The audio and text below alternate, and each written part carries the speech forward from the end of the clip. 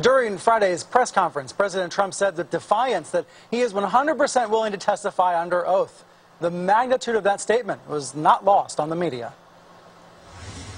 He is 100% willing to speak under oath. Well, you can really take that to the bank. 100%. Under oath. Under oath. Under oath. If you were his attorney, would you advise him to do this? Absolutely not. Under oath. Let's talk about it. I have a guest who knows how the mind of Trump works because he wrote a book about Trump. He's also seen how the now president behaves under oath because Trump sued him for defamation back in 2007.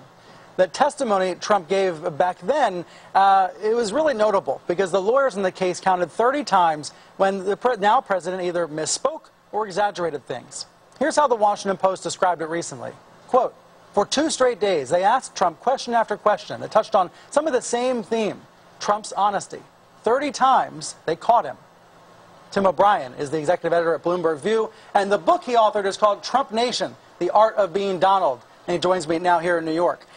Tim, you were a long time ago my editor at the New York Times on a few stories. At that time, you were dealing with this lawsuit, this defamation case. You prevailed in the case, but what did you learn when the now president was under oath? Well, that his loose association or relationship with the truth becomes problematic for him when he's confronted with documents that are contrary to things that he's said over the year publicly on a wide range of issues. In our deposition, it turned out he had misrepresented how much money he got for speaking fees. It turned out he had misrepresented how briskly his condos were selling, how much money he had borrowed from the family estate when he almost went personally bankrupt, and on and on and on, issue after issue. And I was fortunate to have a great legal team that simply let him walk into that trap. He had said X publicly, and then we presented him with documents that were contrary to that.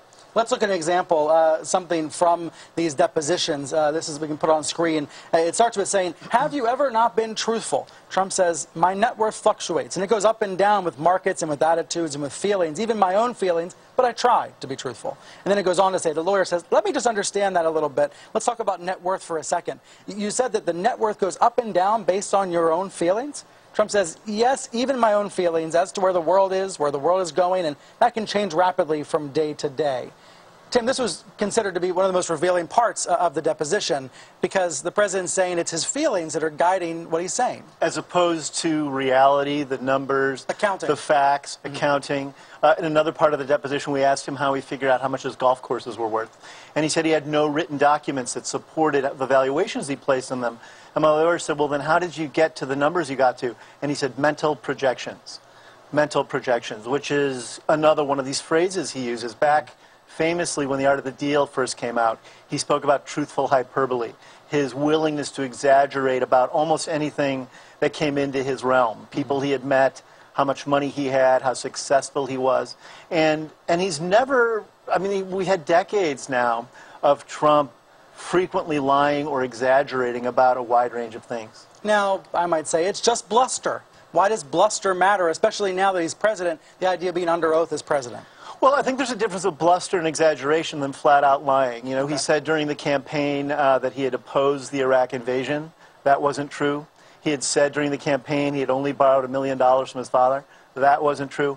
But you now have him in the White House. He's overseeing national security. He's overseeing serious policy issues like health care and the tax structure. And if he can't be straight with the American people about just bare-bone, verifiable facts, we're in a very difficult place. And he's unusual in that regard. Considering what happened when you had him under oath, do you think he actually will speak under oath to Robert Mueller? I have to imagine every lawyer in the White House's eyes rolled back in their skull the minute he said, "I'll be willing to testify under oath to Mueller." Because I think they don't understand the parameters of what they're up against here. Mueller could be at this for years.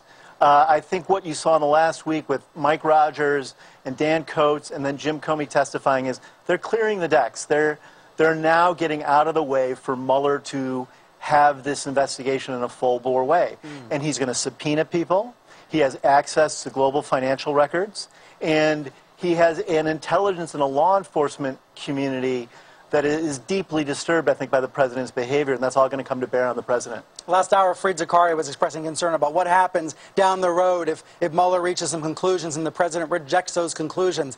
Could we see a repeat of what we saw before Election Day with the now president, then campaigner, saying essentially wasn't sure if he would accept the election results? Could we be in a similar position now with this investigation? If there are criminal charges, those aren't voluntary issues. He can't simply ignore a criminal charge because he doesn't agree with it. So he's in a very different realm right now. I think he's played ping pong over the years, but this is the Super Bowl. Last question for you. You mentioned that at one point, Trump, when he was suing you, suggested he had tapes of your conversations. What was that about, and did he have tapes? Yeah, he said throughout, and he said this to reporters over the years when they've gone into the Trump organization is, okay, I just want to let you know I'm taping you right now. And he said it multiple times during my interviews with him. He said that into my own tape recorder when I recorded our interviews. But when he sat down for the deposition, my attorney said, Mr. Trump, do you have a taping system? And he said, no. And he said, well, then why did you say this to Mr. O'Brien? And he essentially said, I wanted to intimidate him. That's the perfect segue for my next segment. Tim, great to see you. Thank you, Brian. Thank you for being here. Good to